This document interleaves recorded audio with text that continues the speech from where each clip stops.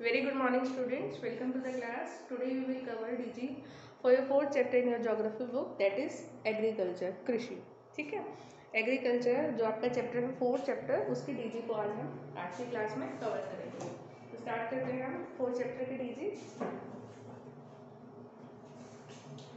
भारतीय कृषि पर वैश्वीकरण का प्रभाव. और वैश्वीकरण क्या होता है स्टूडेंट्स? ग्लोबलाइजेशन.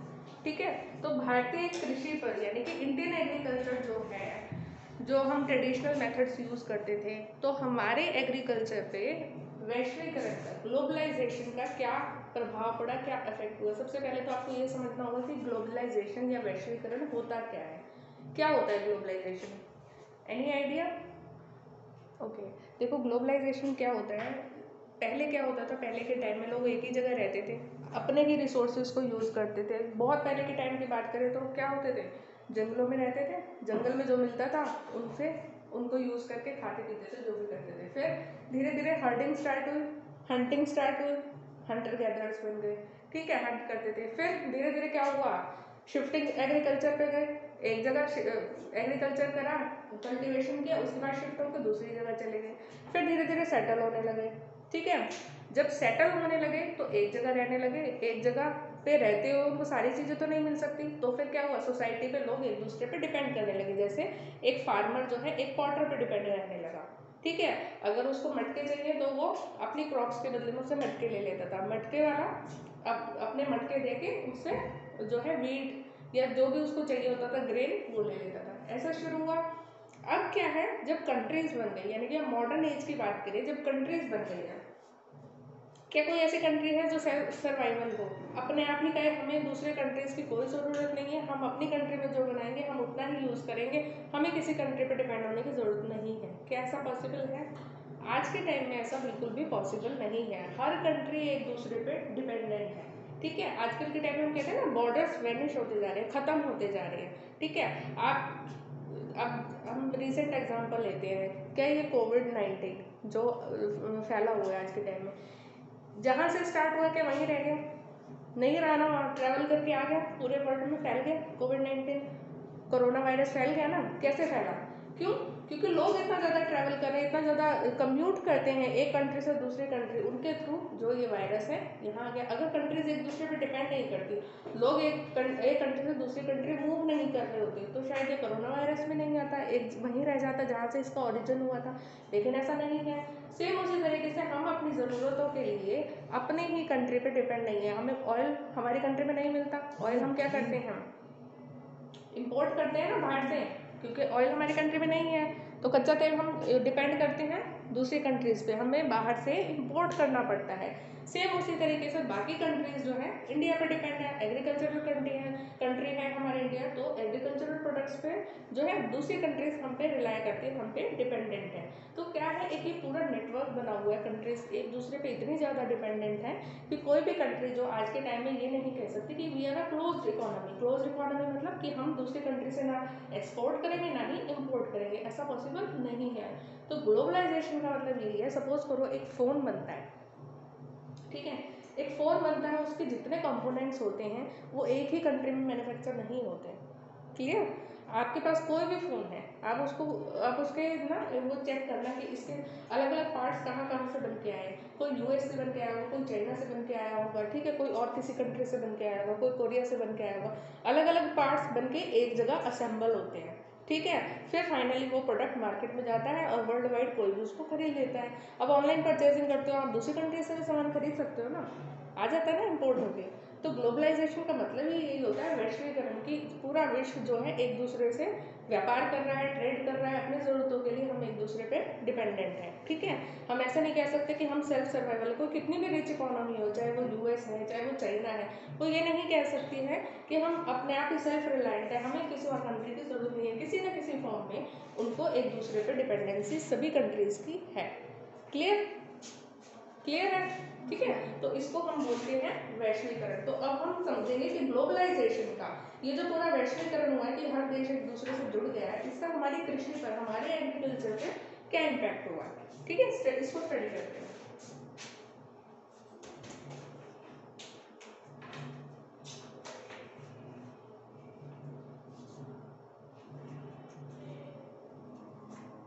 आप देख सकते हैं कि किसान प्रौद्योगिकी का उपयोग अपनी फसलों को बेचने के लिए कर रहे हैं ताकि निर्यात बाजार में अच्छा लाभ पा सकें।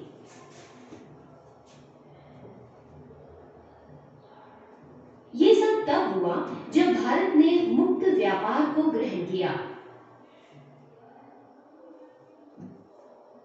भारत दुनिया में तेजी से बढ़ती अर्थव्यवस्थाओं में से एक है। -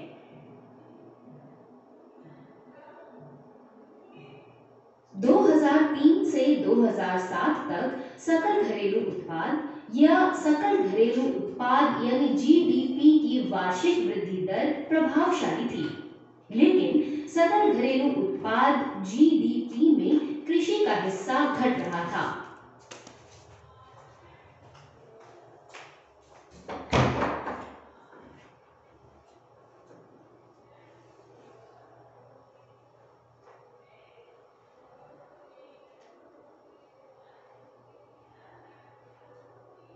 हालांकि भारत के बढ़ते आर्थिक उछाल का ग्रामीण क्षेत्रों और हाशिए पर रह रहे किसानों को कोई फायदा नहीं मिल रहा है। आंध्र प्रदेश, पंजाब, कर्नाटक और महाराष्ट्र राज्यों में आत्महत्या की बढ़ती संख्या एक सूचक है। सकल घरेलू उत्पाद में कृषि के हिस्से में गिरावट क्यों है? क्या ये भारतीय अर्थव्यवस्था के खुलने और 1991 के बाद वैश्वीकरण के फैलने का प्रभाव है?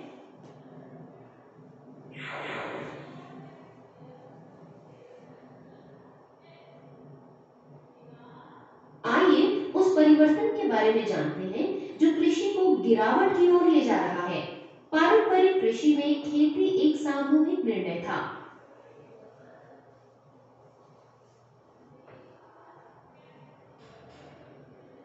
किसान साथ मिलकर मौसम, पानी की उपलब्धता और बारिश के आधार पर फसल के संबंध में तय करते थे। वैश्वीकरण के साथ भारत ने उच्च उपज और आनुवांशिक रूप से संशोधित या जीएम बीजों को अपनाया। ये बीज विश्व बैंक और संयुक्त राज्य अमेरिका द्वारा प्रदान किया गया और इन बीजों का उपयोग कर कुछ किसानों द्वारा अर्जित लाभ के लालच में कई उसका उपयोग करने लगे। जीएम बीज बेहतर गुणवत्ता वाली फसल और उच्च पैदावार देती है। क्या आप जानते हैं कि जीएम बीज बहुत महंगे होते हैं और कभी-कभी जीएम बीज इस तरह तैयार किए जाते हैं कि किसानों को हर मौसम में नए बीज खरीदने पड़े और इन बीजों में अत्यधिक कीटनाशकों और पानी के उपयोग के कारण मिट्टी में अनुर्वरकता, पर्यावरण क्षरण और भूमिगत जल का रिक्तीकरण हुआ। धीरे धीरे किसानों ने पारंपरिक खाद्य फसलों के बजाय कपास, गन्ना, सब्जियां, फल और फूलों जैसी कुछ फसलों की पहचान शुरू कर दी। तो आपको क्या लगता है इन परिवर्तनों के प्रभाव क्या थे? हालांकि नई खेती ने शुरू में काम किया,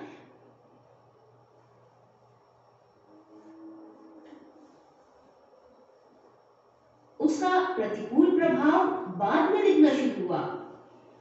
जीएम बीज कीट हमलों में वृद्धि के साथ जुड़े थे। किसानों ने कीटनाशकों के उपयोग में वृद्धि की और फिर भी फसल की विफलता को नहीं रोक पाए। किसानों ने भूमि की उत्पादकता को बढ़ाने के लिए उर्वरकों पर अधिक खर्च करना शुरू कर दिया। हालांकि फसल के प्रदर्शन में गिरावट हुई और मिट्टी को अनुर्वर बनाया।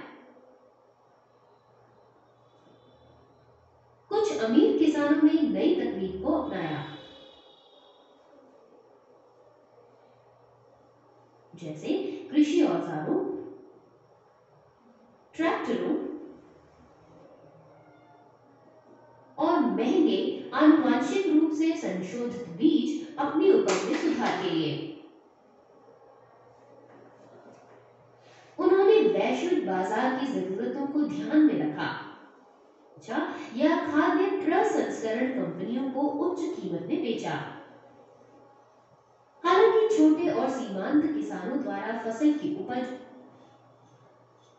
और कीमत बढ़ते निवेश की लागत से कभी भी बराबरी नहीं कर पाया। स्थानीय बाजार में पर्याप्त पहुंच का अभाव और रियायती आयात में अनुचित प्रतिस्पर्धा से सामना करना पड़ा। सीमित संसाधनों के साथ किसान उधार की रकम पर निर्भर करते। उनकी कृषि आय में जरा सी भी कमी उनको ऋण की ओर ले जाता। कुछ गरीब किसानों ने अमीर किसानों को उनकी भूमि बेच दी और शहरों की ओर चले गए। प्रवासन ने गरीब किसानों को मदद नहीं की, लेकिन अमीर किसानों को लाभान्वित किया। कुछ किसानों के लिए जीवित रहना मुश्किल होने लगा, तो उन्होंने आत्महत्या कर ली। क्योंकि पारंपरिक खाद्य फसलों को कम महत्व दिया गया था, इसलिए वहां खाद्यान्न की कमी थी। तो आप कैसे सोचते हैं कि इस समस्या का हल कैसे हो सकता है? समझ में आया यहाँ तक? क्या रीजन रहा? कुछ आया समझ में? नहीं आया। देखो, ग्लोबलाइजेशन का इम्पैक्ट हमारे इंडियन एग्रीकल्चर पे कैसे पड़ा, कब पड़ा? आपको पता है 1991 में हमने एक एलपीजी की पॉलिसी अडॉप्ट करी थी इंडिया ने।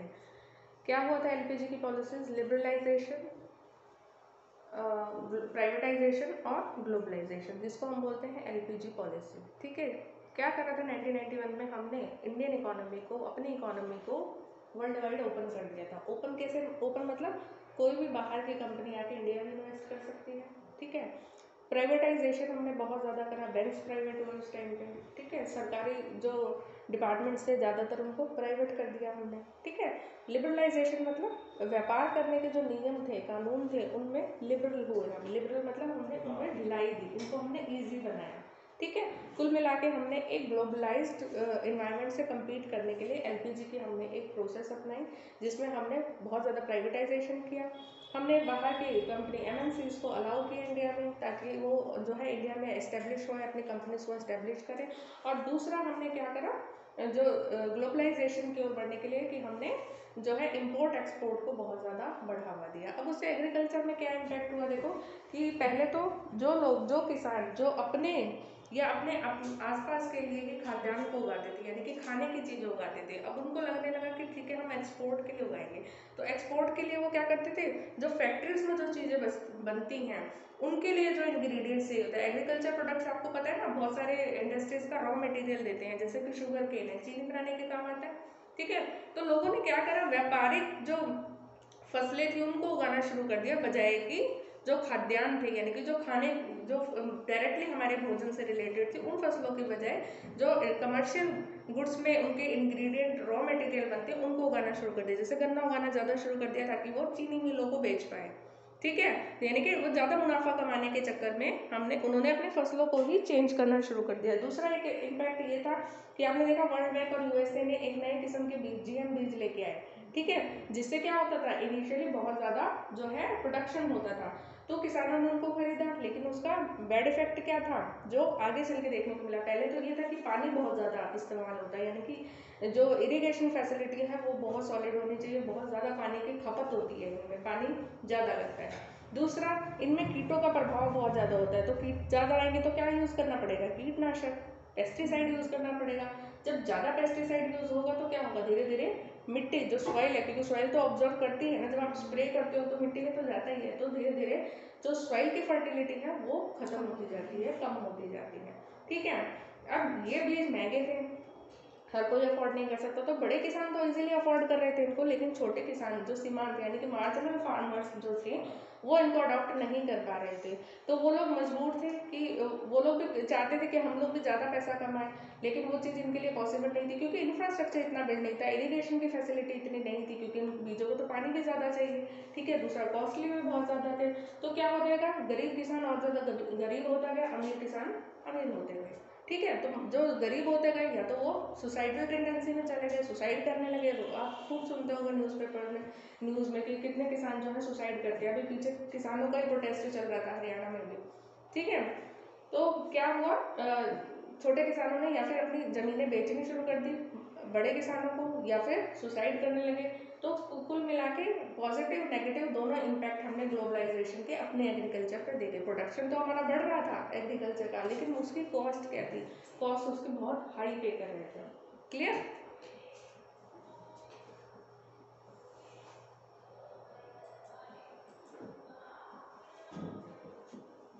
भारतीय कृषि को वैश्वीकरण के प्रभाव का सामना करने के लिए अपने बुनियादी ढांचे को विकसित करना होगा।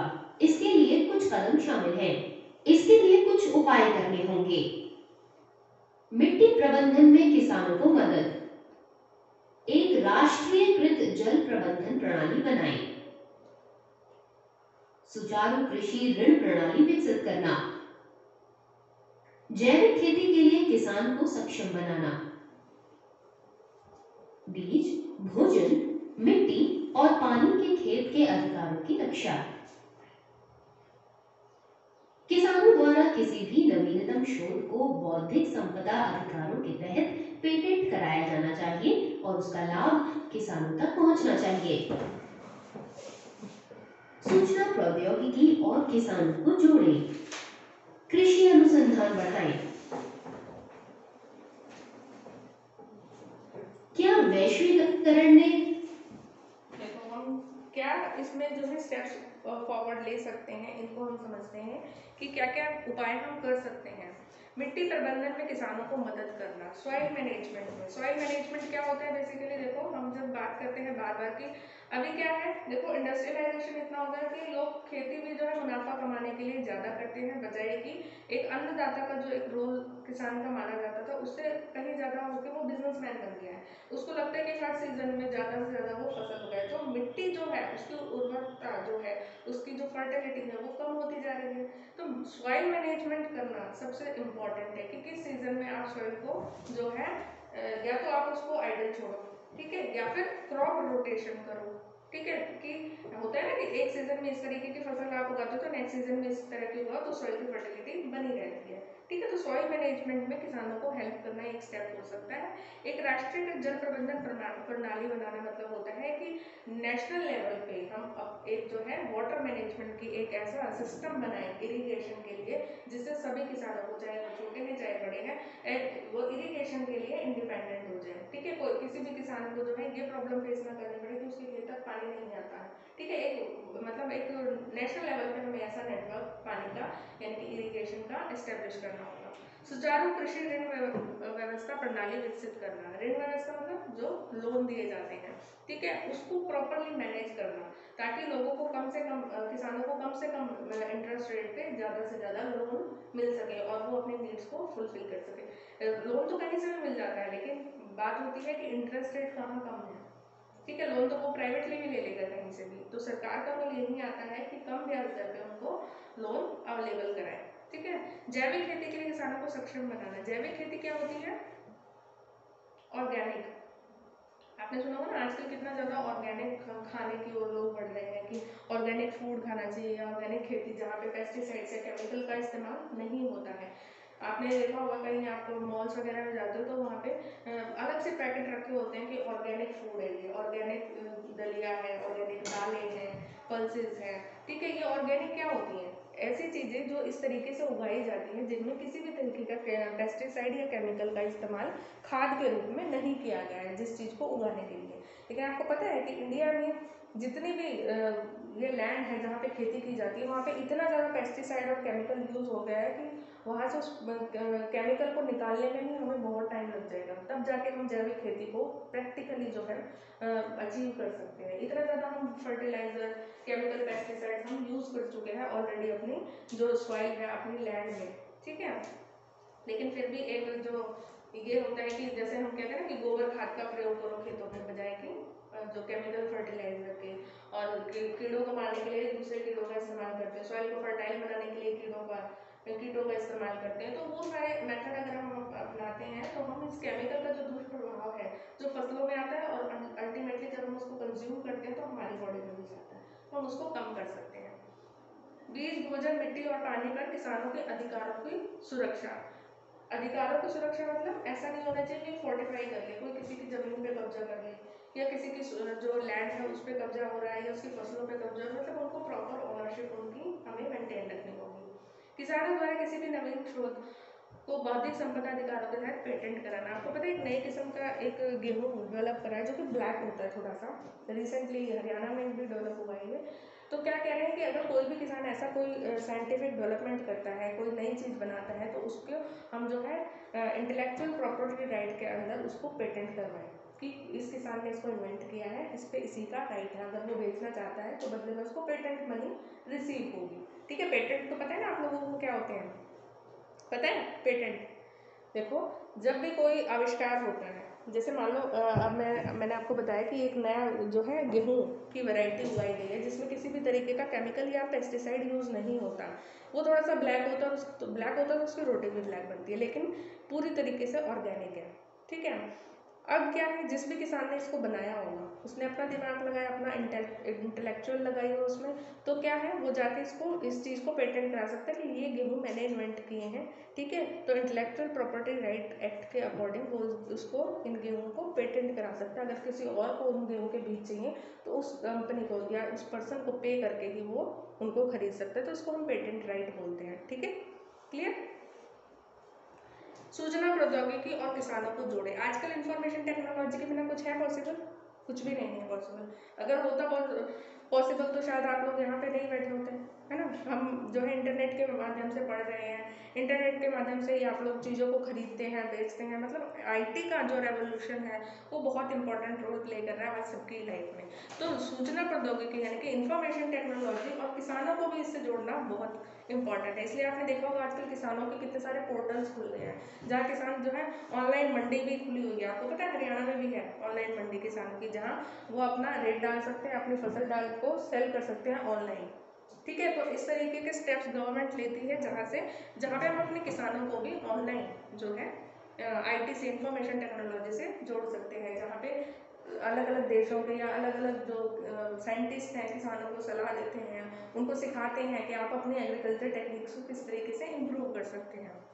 नेक्स्ट है कृषि अनुसंधान बढ़ाएं। अनुसंधान क्या होते हैं? रिसर्च।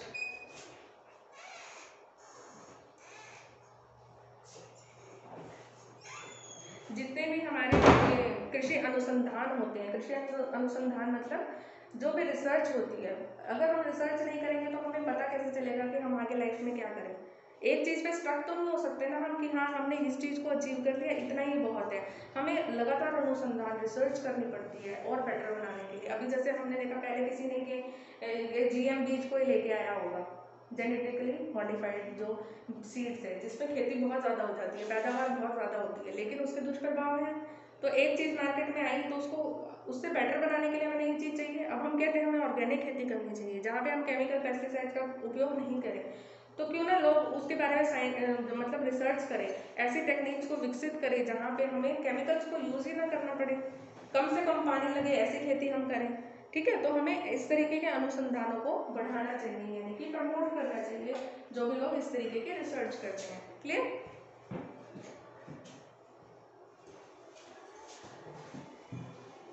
कई भारतीय किसानों को उच्च उपज लेकिन महंगा आनुवांशिक रूप से संशोधित बीज को उपयोग करने के लिए प्रेरित किया।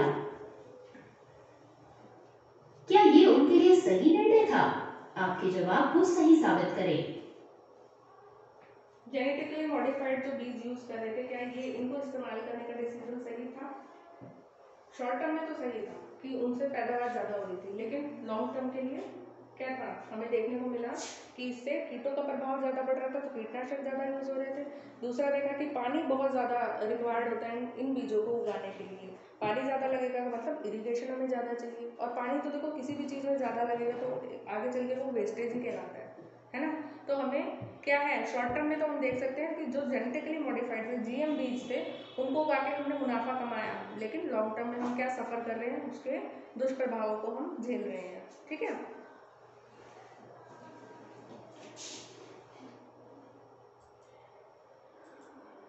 ये पढ़ा हमने उच्च उपज और आनुवंशिक रूप से जो ये वर्ल्ड बैंक से या यूएस से हमने बीज लिए, इनके क्या लाभ थे, हमें क्या नुकसान थे, समझ में आया? आगे ठीक है। फसलों और किसानों का प्रभाव, किसानों ने भूमि की उत्पादकता को बढ़ाने के लिए वो ये ज़्यादा उर्वरक यानी कि ज़्यादा पेस्टिसाइड फर्टिलाइजर्स को ज़्यादा यूज़ करना शुरू करा। गरीब किसानों को स्थानीय बाजार में पर्याप्त पहुंच का अभाव था और बहुत ज़्यादा उनको कंपटीशन फेस करना पड़ता था। ठीक है, अमीर किसानों ने नई तकनीक को अपना लिया, जिनके पास पैसा था, क्योंकि ये सीड्स महंगे थे। ठीक है, और इसमें जो है ज़्यादा, जिनके पास इरिगेशन का फैसिलिटी अच्छी हो, ज़्यादा पानी तो वही दे सकते हैं ना। तो जो अमीर किसान थे उन्होंने इसको अडॉप्ट कर लिया, गरीब किसान नहीं कर पाए। फसल प्रदर्शन में गिरावट आई और मिट्टी अनुर्वर बन गई। कैसे बनी मिट्टी अनुर्वर? क्योंकि इतने सारा केमिकल यूज हो रहे थे। ठीक है,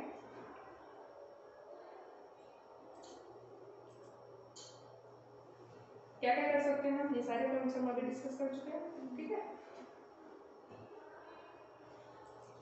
किसानों को वैश्वीकरण का लाभ उठाने में हम किन किन स्टेप से जो है मदद कर सकते हैं।